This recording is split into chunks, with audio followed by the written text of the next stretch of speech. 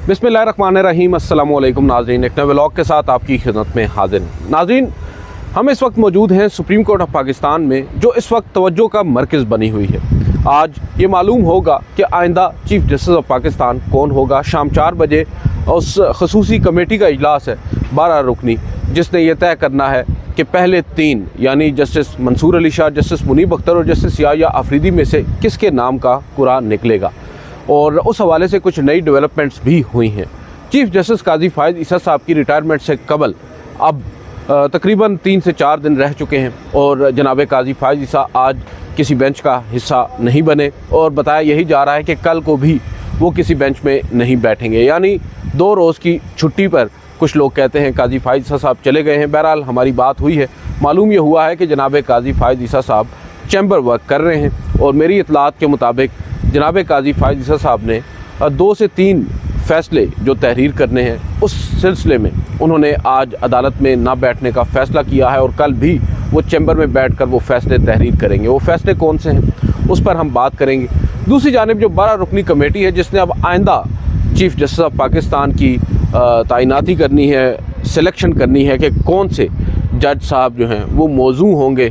ज़ाहिरी बात है जो अक्सरियत है वो इसी नुक्ते के ऊपर किसी जज का इंतखाब करेगी as chief justice of Pakistan इस आइनी तरमीम के बाद, जो उनको सूट करता होगा। और इसी के लिए तो ये तमाम तर प्रैक्टिस की गई है, क्योंकि पहले तो जो आइन का बुनियादी ढांचा है उसके मुताबिक 3 बुनियादी सतून हैं रियासत के, जिसमें अदलिया है, इंतज़ामिया है और मुकन्नना है। अब इस आइनी तरमीम के ज़रिए हुकूमत ने उस जो तीसरा आइनी सतून था अदलिया, उसको ही गैर मौसर कर दिया है और ऐसे अब तासुर मिल रहा है जैसे जो अदलिया है वो हुकूमत का कोई मातहत महकमा बन चुका है और अब उस मातहत महकमे का जो सरबराह होगा उसका इंतखाब भी हुकूमत करेगी। हुकूमत कैसे करेगी इस पर हम बात करेंगे। सबसे अहम चीज़ ये है कि पाकिस्तान तहरीक इंसाफ, मेरी नज़र में एक ब्लंडर हुआ है आज पाकिस्तान तहरीक इंसाफ से,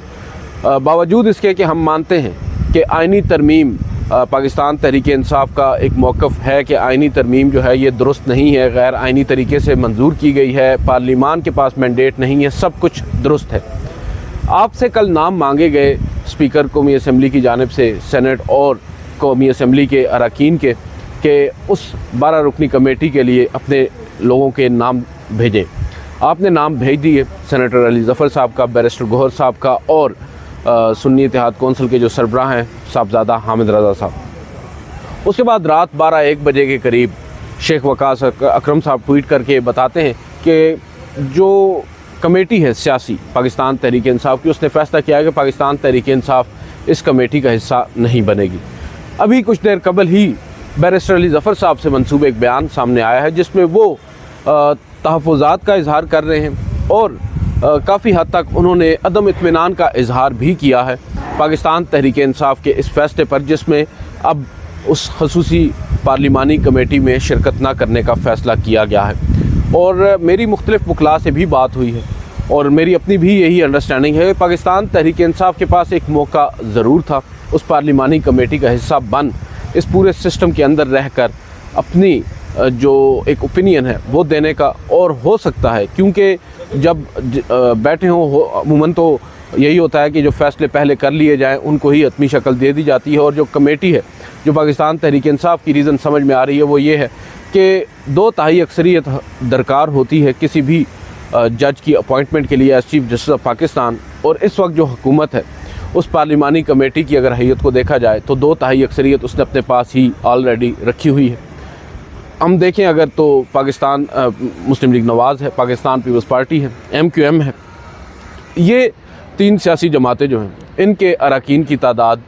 बनती है 8 कमेटी में, जबकि इसके अलावा पाकिस्तान तहरीक इंसाफ, सुन्नी इत्तेहाद कौंसिल या मौलाना फजलुर रहमान साहब की 4 नशिस्तें बनती हैं। और 4 नशिस्तें ज़ाहिरी बात है बज़ाहिर तो नज़र यही आ रहा है कि अक़लियत है, मगर दूसरी जानिब जो कानूनी माहिरीन है वो ये कहते हैं कि अगर पाकिस्तान तहरीक इंसाफ अपने तमाम तर अरकान को वहाँ भेजती है उस कमेटी में, तो वो काफ़ी हद तक डेंट डाल सकती है, वो एक मौसर किरदार अदा कर सकते हैं इस पूरे सिस्टम के अंदर। और वहाँ पर क्या कुछ होता है उसमें कम अज़ कम और नहीं तो एक इख्तिलाफ़ी ओपिनियन तो आएगा। अब वो इख्तिलाफ़ी ओपिनियन या इख्तिलाफ़ राय भी सामने नहीं आएगा। अब एक वन साइडेड तरीके से जिसे चाहेगी हुकूमत, बग़ैर किसी रुकावट के, बग़ैर किसी मुश्किल के, कम से कम वो मुश्किलात, वो दुश्वारियाँ जो कायम कर सकती थी पाकिस्तान तहरीक इंसाफ, उसने ख़ुद को उनसे भी अलग कर लिया है और एक ओपन फील्ड छोड़ दिया है हुकूमत के लिए कि वो जिसको चाहे मर्ज़ी chief justice of Pakistan appoint कर दें। अब इसमें भी एक ट्विस्ट सामने आया है, क्योंकि जो पहले एक मुसवदा सामने रखा गया था, मुसवदे आपको मालूम है कि कई मुसवदे आए और उनमें मुख्तलिफ़ चीज़ें हमारे सामने आई। आर्टिकल 175 में जो तरमीम है उससे मुतालिक चीफ़ जस्टिस ऑफ पाकिस्तान की जो अपॉइंटमेंट के लिए पैनल है, और उसके बाद उस पैनल में से कौन chief justice of Pakistan appoint होगा, उसका तरीक़ाकार, और वो जो ड्राफ्ट हमारे सामने आए उनमें, और जो अब गज़ट नोटिफाई किया गया है इस आइनी तरमीम को, उसमें बड़ा वाज़ेह फ़र्क है। पहले जो ड्राफ्ट सामने आया था और हमने एज़ इट इज़ आपके सामने ये रखा भी था, जो उसमें एक फ़ैसला किया गया था वो ये था कि अगर पहले 3 जजेस साहिबान में से किसी को नामज़द करती है कमेटी, अपॉइंट करती है as chief justice of Pakistan, और वो जज साहब लेट से या अफरीदी साहब को अपॉइंट किया जाता है, वो इनकार कर देते हैं, तो फिर जस्टिस या अफरीदी के बाद जो सीनियर तरीन जज हैं जस्टिस अमीनुद्दीन ख़ान, उनका नाम कंसिडर होगा, उनसे पूछा जाएगा, और अगर वो हाँ कर देते हैं तो वो चीफ़ जस्टिस ऑफ पाकिस्तान होंगे, और अगर वो हाँ नहीं करते तो फिर इसी तरह ये सिलसिला आगे बढ़ता रहेगा। Justice Jamal Mandokhel, justice Mohammad Ali Mazhar, justice Ayesha Malik. अब जो ट्विस्ट की मैं बात कर रहा हूँ वो ये है कि अब जो ओरिजिनल या जो गज़ट नोटिफाई आइनी तरमीम है उसके अंदर ये कहा गया है कि पहले 3 जजेस में से एक को chief justice of Pakistan appoint किया जाएगा, और अगर वो एक, अगेन अगर हम मिसाल ले रहे हैं तो जस्टिस या अफरीदी साहब की ले लेते हैं, या अफरीदी साहब इनकार कर देते हैं लेट से कि वो चीफ़ जस्टिस नहीं बनना चाहते, तो फिर ये नहीं होगा कि उसके बाद उनके बाद वाले जो जज हैं उनका नाम कंसिडर होगा, बल्कि दीगर मानदा सीनियर तरीन 2 जजेस जो हैं, जो पहले 3 में आते हैं, उनमें जो दीगर मानदा एक इनकार के बाद जो 2 बचते हैं उनका नाम कंसिडर होगा। उन दोनों में से किसी एक को chief justice of Pakistan appoint किया जाएगा, और अगर उसमें भी वो 2 जजेस साहिबान, उनमें से भी अगर कोई एक जज इनकार कर देता है अपनी नॉमिनेशन पर, अपनी अपॉइंटमेंट पर, तो फिर जस्टिस अमीनुद्दीन ख़ान जो सीनियरिटी पर 4थे नंबर पर हैं उनका नाम कंसिडर होगा। तो ये बड़ा एक दिलचस्प पहलू है, दिलचस्प इस तरह से कि बहुत सारी ऐसी तरमीम की गई हैं इस एक तरमीम के अंदर, जो पहले जो ड्राफ्ट पब्लिक किया गया था और जो तासुर कायम किया गया था कि ये तरीक़ाकार है, मुख्तलिफ सिर्फ यही नहीं कि जिसकी अपॉइंटमेंट का ही मामला नहीं था, दीगर भी मामलात के अंदर अब हम देख रहे हैं जैसे जैसे जो उसका गज़ट नोटिफिकेशन है उसको देख रहे हैं, उसका तकाबली जायज़ा लिया जा रहा है पहले वाले ड्राफ्ट के साथ जो पेश किया जाना चाहिए था, जाना था, उसमें बहुत ज़्यादा फ़र्क है। और ये फ़र्क डाला गया उसी रोज़ जब ये तरमीम मंजूर करवाई जा रही थी सेनेट से और कौमी असम्बली से। आपको याद होगा चंद अरकान उठते थे किसी भी तरमीम के ऊपर, किसी भी शेख के ऊपर जब वोटिंग हो रही होती थी, तो एक शख्स उठकर कह देता था कि इसमें हम ये तरमीम कर रहे हैं, इसमें हम ये तरमीम कर रहे हैं, इसमें हम ये तब्दीली कर रहे हैं। तो वो तब्दीलियाँ जो हैं वो दरअसल बारीक वारदात थी जो इस हुकूमत ने डाली और तरीक़ाकार को तब्दील किया गया। अब मामला ये है कि आज 3 सीनियर तरीन जजेस का पैनल वज़ारत कानून की जानिब से भेजा जाएगा उस 12 रुकनी कमेटी को, और उस 12 रुकनी कमेटी के इजलास से कबल जो पाकिस्तान तहरीक इंसाफ की जानिब से उसमें शमूलियत इख्तियार न करने का फ़ैसला किया गया है। गो कि सियासी तौर पर जो उनका वोट बैंक है, जो उनके वोटर्स हैं, वो तो उनके फ़ैसले से बड़े मुतमईन नज़र आ रहे हैं। वो ये समझते हैं कि सियासी कमेटी का फ़ैसला है, ये दुरुस्त फ़ैसला है, हम इस आइनी तरमीम को नहीं मानते, तो उस आइनी तरमीम के नतीजे में कायम होने वाली 12 रुकनी कमेटी को हम कैसे मान लें। आपकी बात जो वोटर्स हैं उनकी बात दुरुस्त होगी, काफ़ी हद तक दुरुस्त होगी, मगर इसमें एक फिर कैच है, वो ये है कि जो काम आप उसके अंदर रहकर कर सकते थे अब आप वो नहीं कर सकेंगे। आप एक तवाना आवाज़ बन सकते थे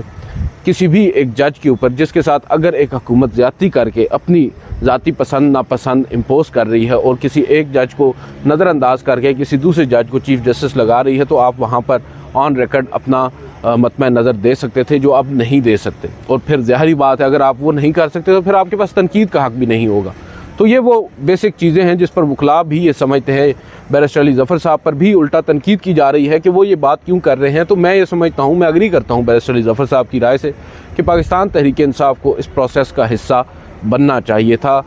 ये ना हो कि कल को उल्टा पाकिस्तान तहरीक इंसाफ पर ही सवालात उठने लग जाएं कि उन्होंने ओपन फील्ड छोड़ दी है गवर्नमेंट के लिए। गो के मैं ये बात मान रहा हूँ कि ओपन फील्ड तो ऑलरेडी गवर्नमेंट के पास है 2/3 अक्सरियत की सूरत में, मगर 2/3 अक्सरियत को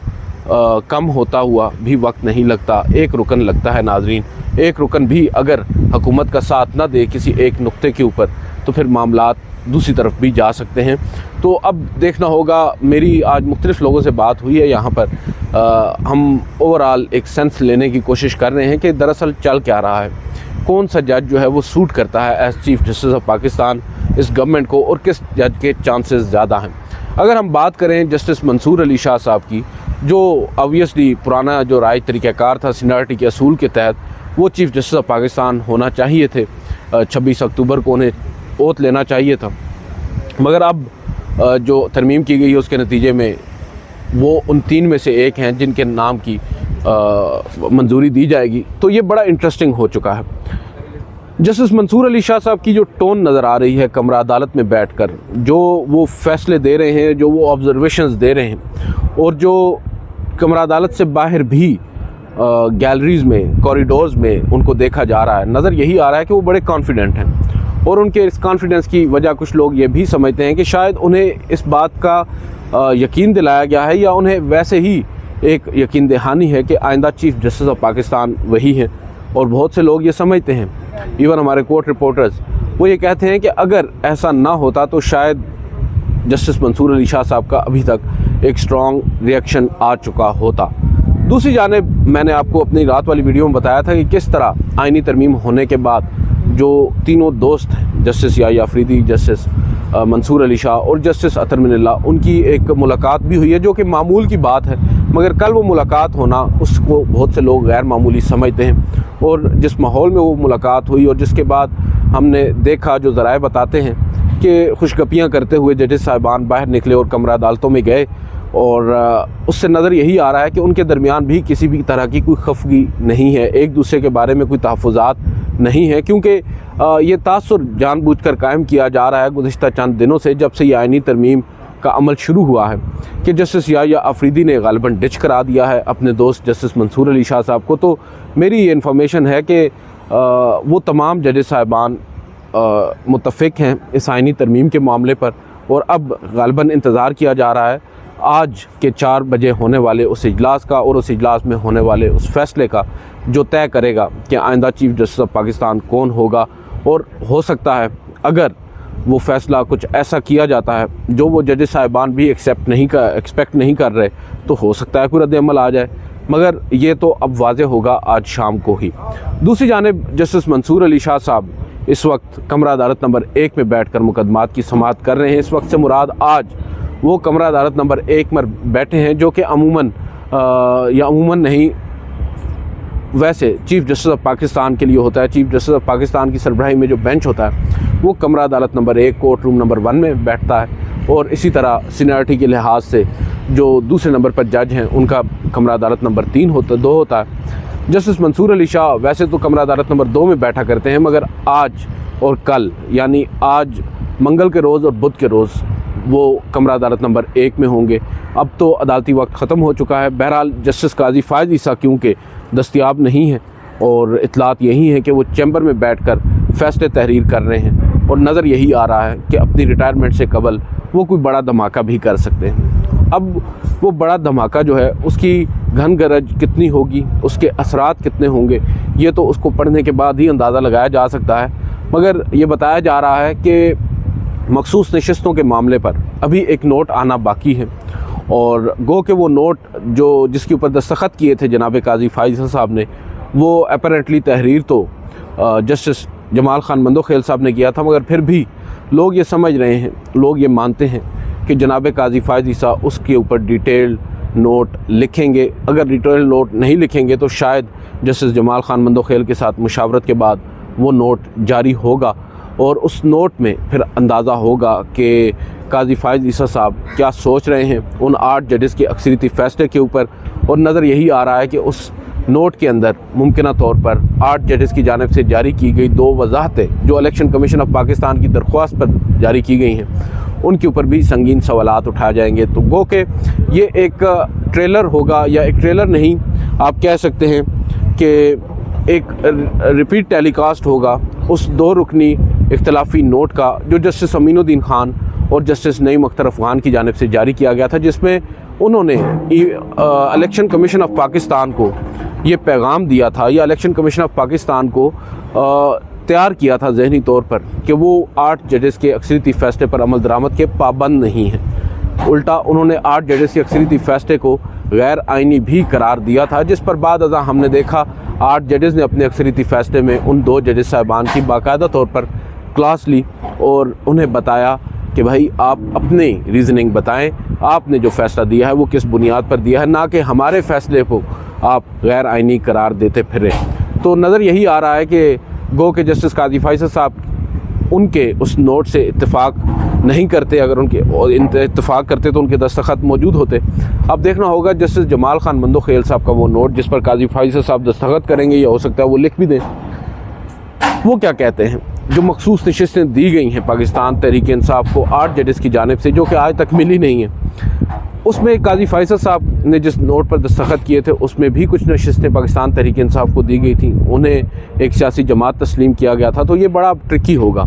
जस्टिस काजी फैसल साहब का वो नोट पढ़कर अंदाज़ा होगा कि वो अब अपनी रिटायरमेंट से कबल इस सुप्रीम कोर्ट ऑफ पाकिस्तान से जाने से पहले क्या गुल खिला के जाते हैं, क्योंकि अभी चीज़ें बहुत सी हैं और फ़ैसले और भी हैं जो उन्होंने तहरीर करना है। देखना होगा वो क्या कुछ करते हैं। आज एक और दरख्वास्त भी नाज़रीन दायर हुई है सुप्रीम कोर्ट ऑफ पाकिस्तान में, और वो दायर हुई है आइन के आर्टिकल 184(3) के तहत, जिसमें 26वीं आइनी तरमीम को कलअदम करार देने की इस्तदा की गई है। मालाकंड के एक शहरी हैं, उनकी जानिब से ये दरख्वास्त दायर की गई है, और इस दरख्वास्त को बहुत से लोग ये समझते हैं कि फरमाइशी तौर पर यह दायर की गई है, करवाई गई है, और जो आइनी तरमीम है इसकी तौसीक या आइनी तरमीम के रास्ते में हायल जो रुकावटें हैं उनको हटाने के लिए ये दरख्वास्त दायर की गई है, ताकि वंस एंड फॉर ऑल ये मसला हल हो और कल को अदालतों की जानिब से कोई नया बखेड़ा ना खड़ा किया जाए इस आइनी तरमीम के ख़िलाफ़। लिहाजा ये कहा जा रहा है कि हो सकता है वो दरख्वास्त समाअत के लिए मुकर्रर भी हो जाए 25 अक्टूबर से पहले, और उसके ऊपर कोई फ़ैसला भी आ जाए। ताहम मेरी जो अंडरस्टैंडिंग है वो ये है कि अब क्योंकि आइनी तरमीम हो चुकी है, सदर ने दस्तखत भी कर दी है और नोटिफिकेशन भी गज़ट हो चुका है, लिहाजा अब अगर कोई आइनी दरख्वास्त आएगी तो उसे आइनी बेंच के सामने ही समाअत के लिए मुकर्रर होना है। और वो आइनी बेंच अब जनाब काजी फ़ायद ईसा या प्रैक्टिस एंड प्रोसीजर कमेटी के इख्तियार में तो है नहीं तश्कील देना, ये तो जुडिशल कमीशन ऑफ पाकिस्तान ही तश्कील देगा। और इस तरमीम के बाद जो आइनी बेंच है उसकी तश्कील अब नज़र यही आ रहा है कि 25 अक्टूबर के बाद ही हो पाएगी, और फिर जो आइनी बेंच तश्कील दिया जाएगा, जो कि इस वक्त शुनीद यही आ रही है कि अगर जस्टिस या अफरीदी साहब को चीफ जस्टिस लगाया जाता है तो जस्टिस अमीनुद्दीन खान को आइनी बेंच का सरबराह बनाया जाएगा, या अदरवाइज़ जो ज़्यादा लोगों का इस वक्त इत्तेफाक है वो जस्टिस मंसूर अली शाह पर है एज़ चीफ जस्टिस, और जस्टिस या अफरीदी पर as constitutional head of the bench होगा। तो अगर ये बेंच तश्कील दिया जाता है तो उसके बाद कम से कम प्रैक्टिकली हम देखेंगे कि सुप्रीम कोर्ट बाकायदा तौर पर 2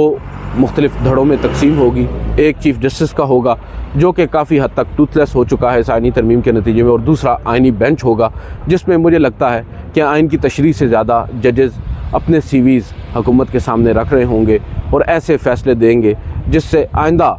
जो चीफ जस्टिस ऑफ पाकिस्तान की दौड़ होगी उसमें हुकूमत को ज़्यादा से ज़्यादा कन्विंस कर सकें अपने फ़ैसलों की सूरत में कि आए भाई